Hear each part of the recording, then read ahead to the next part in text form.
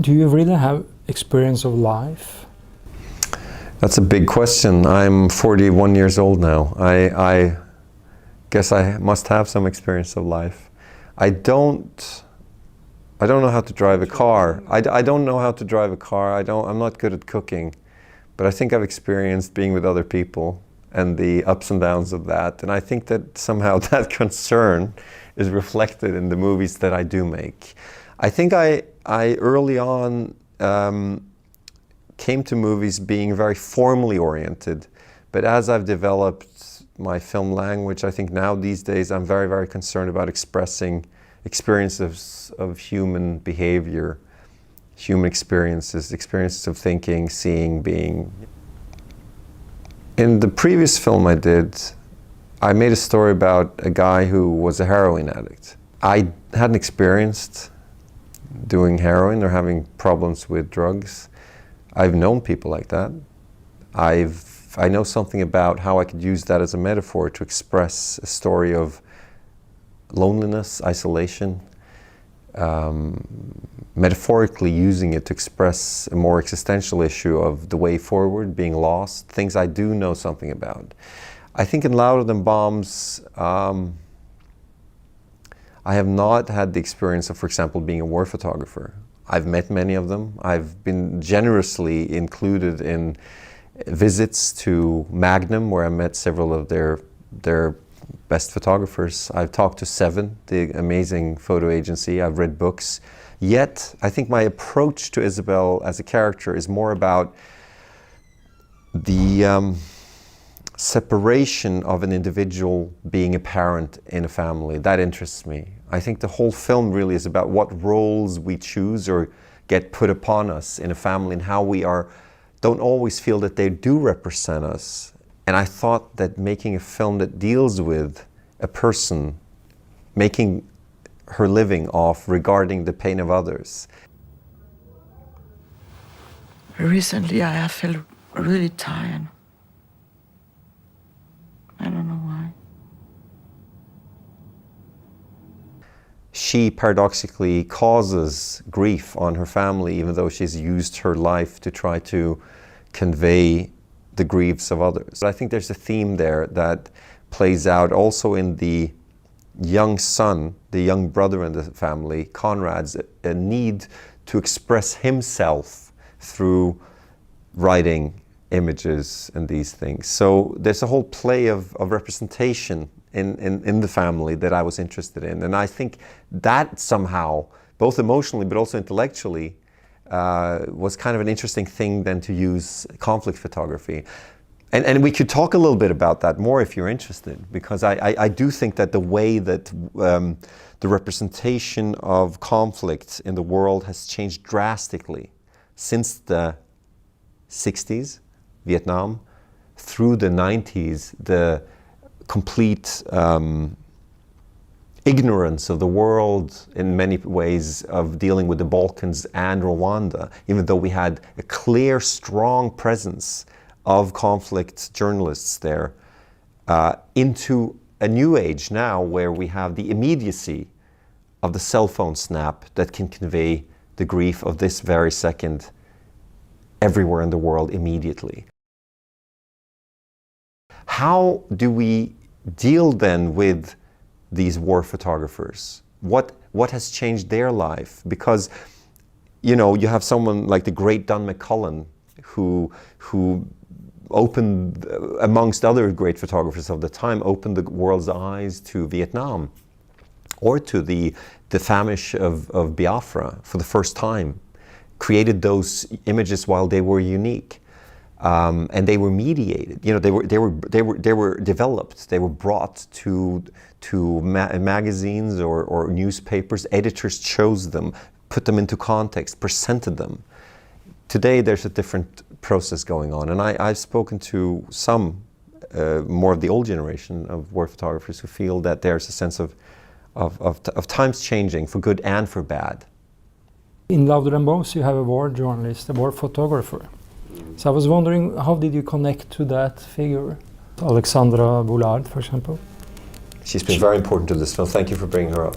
And you picked out some of the images of her. Yes. And that's very important how she's doing it, and also how Isabelle is doing it in the film. This indirectly thing. Tell me a little more. Why is this important for you? Yes, what's important is that I had to spend a year and a half then, since I did not have the experience of going to these war zones. And I also decided early on that this film was not that story.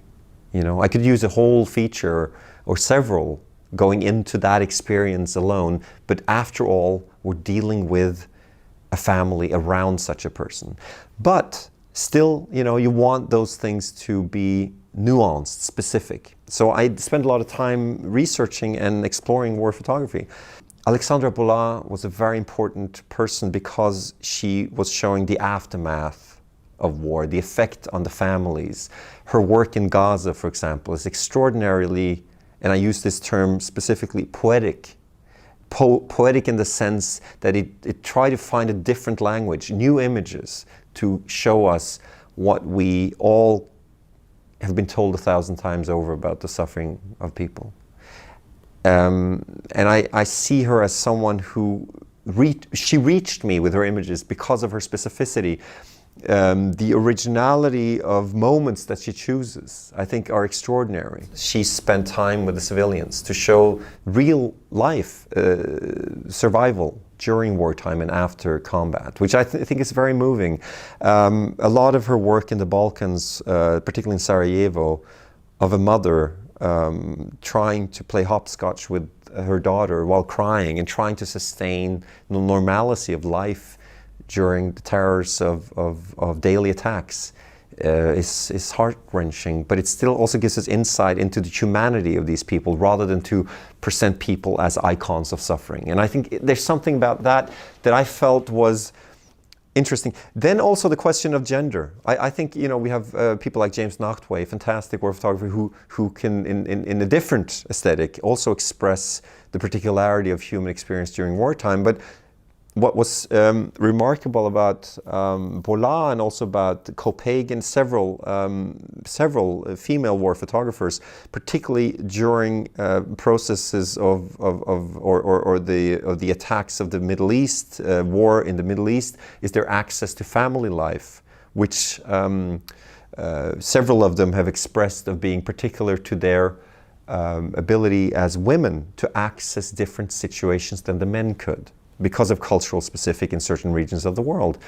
And also getting involved photographically and narratively in family life to be able to convey specific images. I thought that was an interesting element to this story as well.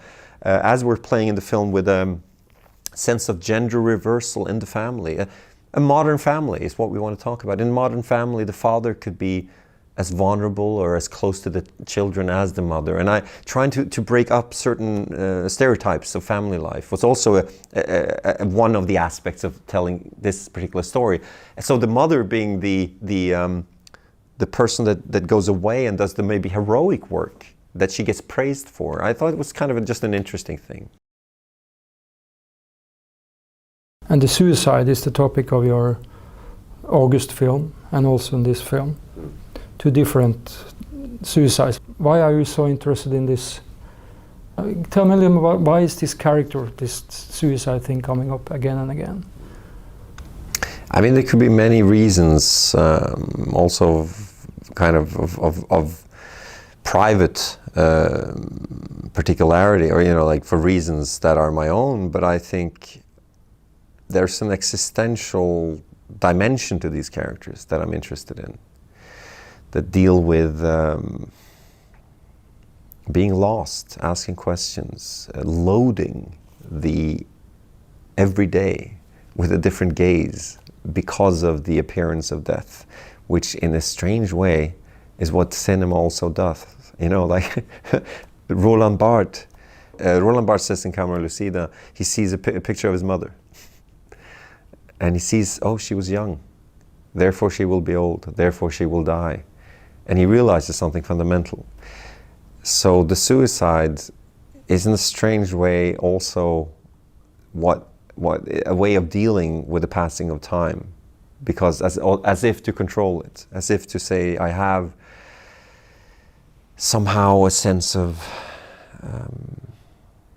The transitory? Yeah, I can control the transitory. I can control time. I can control what I cannot choose because I can choose it. And therefore, somehow it's a consolating thought, but also a terrible one. And it points to the fact, both these films we're talking about, Oslo, August 31st, and Louder Than Bombs, are dealing with a sense of separation and loneliness, and a big need to want to transcend that and be together and connect. And the disconnectedness is heightened by the suicide because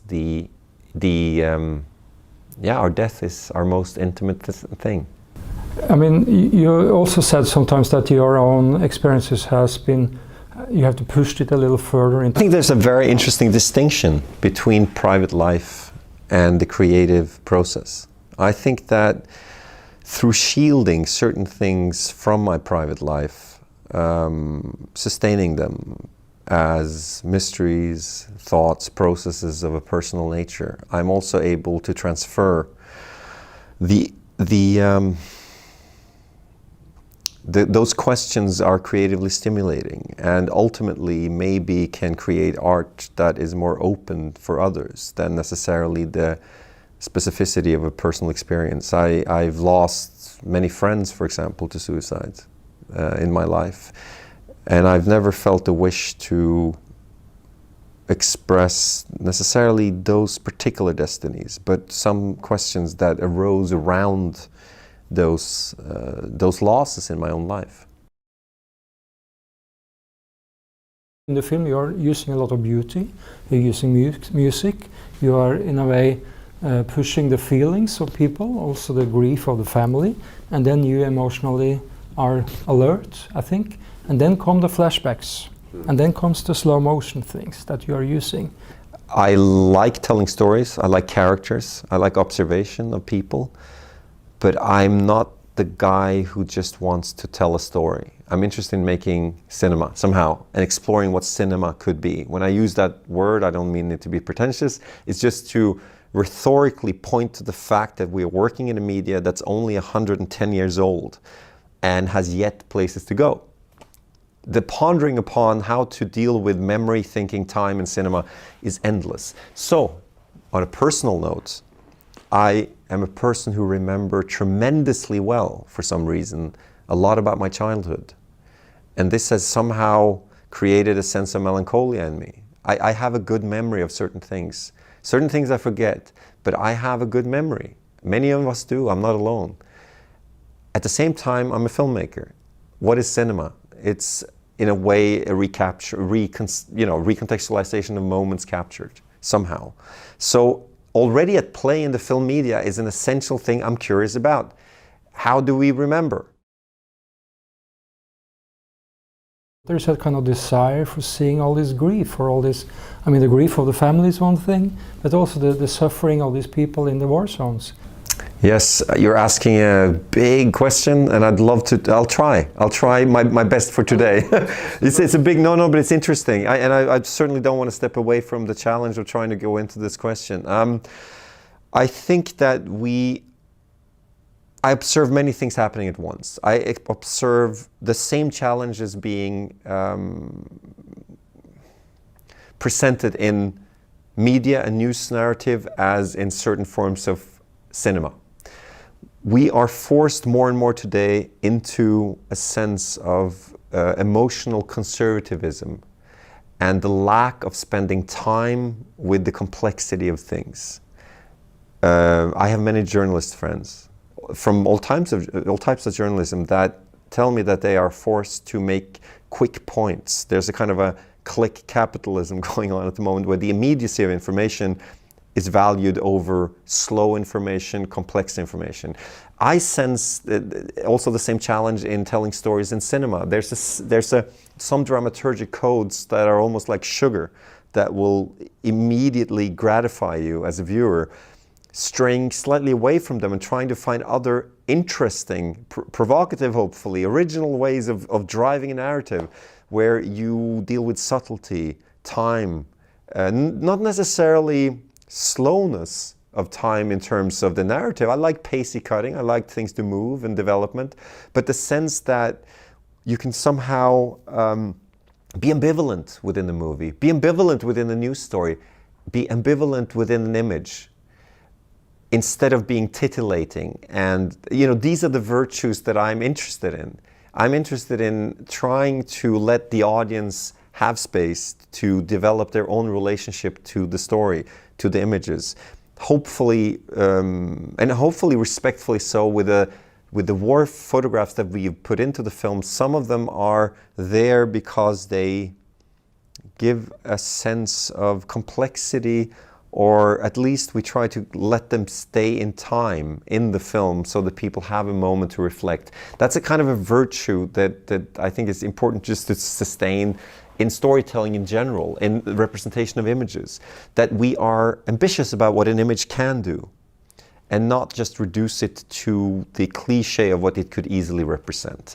This is a challenge all around. And one of the sugars, or one of the immediate gratifying things, is of course shock, and also the sense of immediate tragedy. Someone once said to me, you need to ask yourself a question when you tell a story. What do you learn from driving past a traffic accident and looking out the window?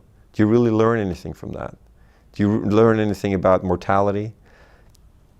Maybe you're a little bit more careful with your seatbelt, but this is a question we need to ask ourselves generally in our culture at the moment.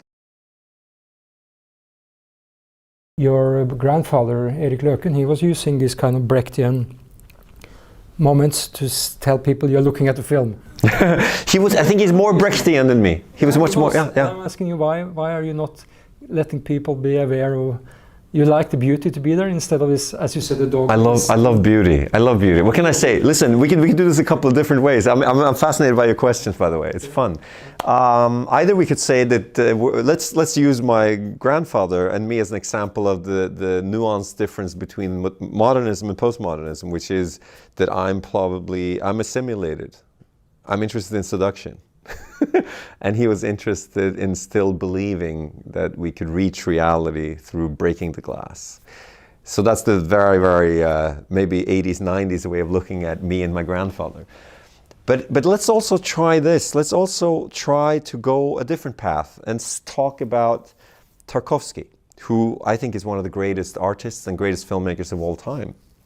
His sense, and he kind of didn't want to enter into the idea of modernism. He tried to somehow get rid of montage and try to go back to a more classicistic way of looking at the Renaissance painting, and looking at as humanity in the context of spirit. He was a religious man, as opposed to me. I'm atheist, third generation atheist.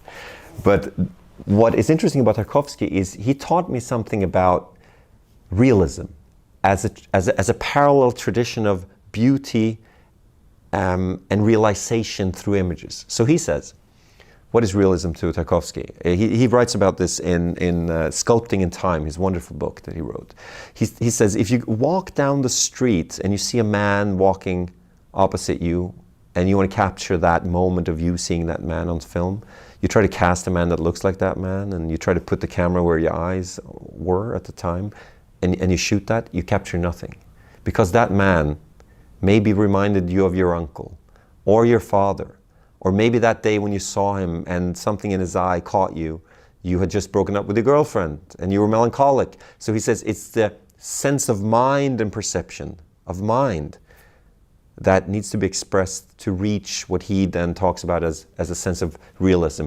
It's not the outer mimesis, the mimetic alone. It's the sense of perception in itself. And that's damn hard. That's complicated. I mean, and I think on some level, my very politicized grandfather, fortunately enough, was enough of a filmmaker to leave space for beauty in his movies. Maybe he wouldn't have wanted us to see the beauty, but I think there's still a sense of light, space, humans, movement in time, these things that cinema has at play, regardless of intention, that sift through his movies. And if you turn off the sound of his first film, The Hunt, and disposed of the Brechtian intention, and watch some people walking in the mountains, looking at each other, two men, a woman, a dog, there's great moments of poetry and truth there that go beyond his intention. And this is what's fantastic about cinema, is that there's something else at play. Do you think by your age, now we have been doing this for maybe 10, 20 years, that you have grown up to go more out to the world, like this war photographer, that this is a direction from the more private, individualistic thing to more kind of family, and then maybe going further to society? Because there is something introduced in the last film which is hope. Yeah. Why so? It could be random. I've actually pondered upon it. I've asked Eskil, who I write with, and I don't know. Yes, there is hope, and I have faith in people. I do.